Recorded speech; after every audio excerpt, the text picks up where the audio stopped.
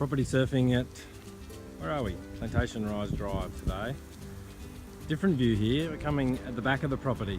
So there's a footpath that runs along the back. That's the Woombai State School up at the top of that little second rise there.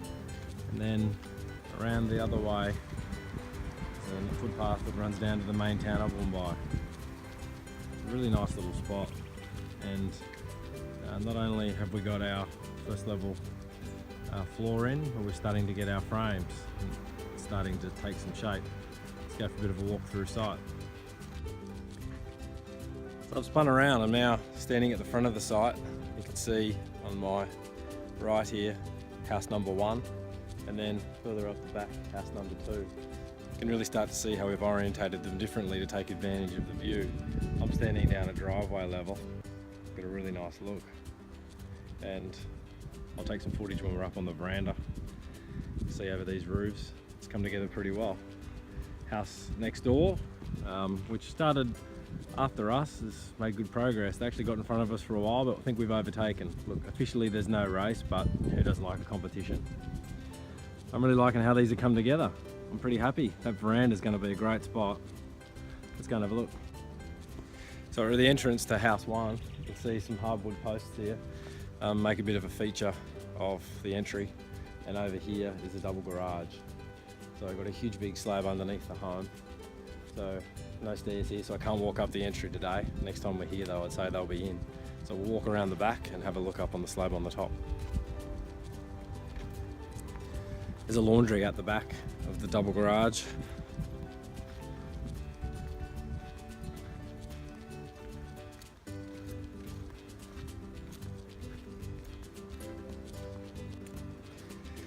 Alright, so I'm up on the veranda. Oops, sorry. Alright, so I'm up on the veranda. This is my favourite part of the build, I think, especially on elevated sites where you really start to see what you've played around with on the plan for a while comes together. So I'm a bit excited about this veranda. I was hoping that we'd take a really nice view in. Frankly, it's better than I expected, so it's a win. There's a great view out there. It's a warm day today.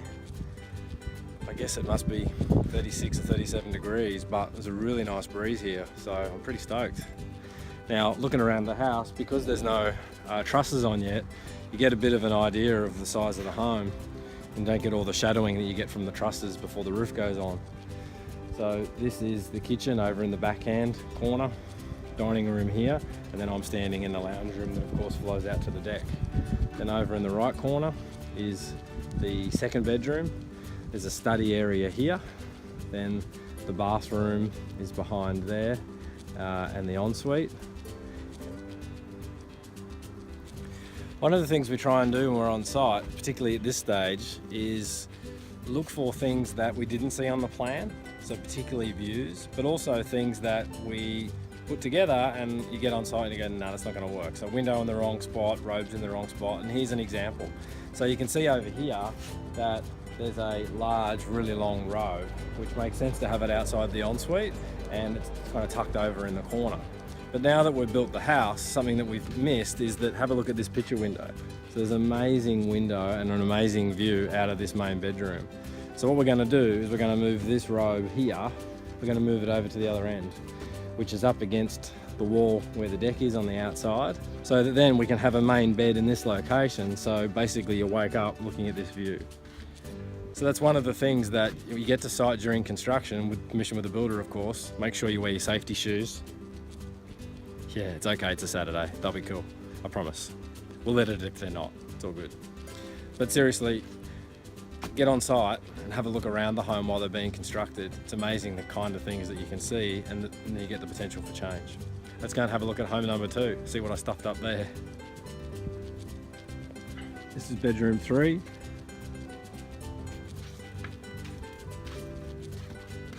And bedroom 4, you can see the robe on the left. Small room, but big enough. Importantly, this window, which looks out the back, doesn't look into the house really next door. The view kind of at least takes in the ridge, which would be a landscaped area. So it's important to try and get separation with these houses in terms of their view lines as well.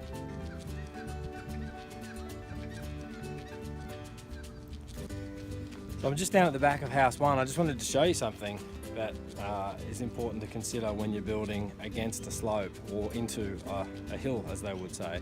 So if you look down here, you can see that, other than my shadow and this packing tape, you can see that we've got the posts and the walls really close. So what we'll have to do here is make sure that when this is finished, that we keep the ground away from the house. And you can see that the ground at the moment is lower than the house. But what we're obviously concerned about here potentially is termites.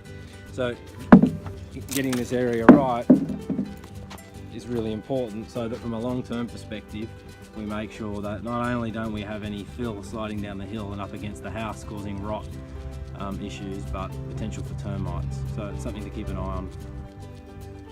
As a different example, here's house one. You can see there's the slope of the hill. You can see the house is sitting proud of the ground.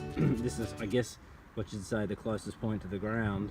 And as you can see with the land, it's not really too much issue that land's going to accumulate up around the house there, especially by the time we're finished with some retaining walls.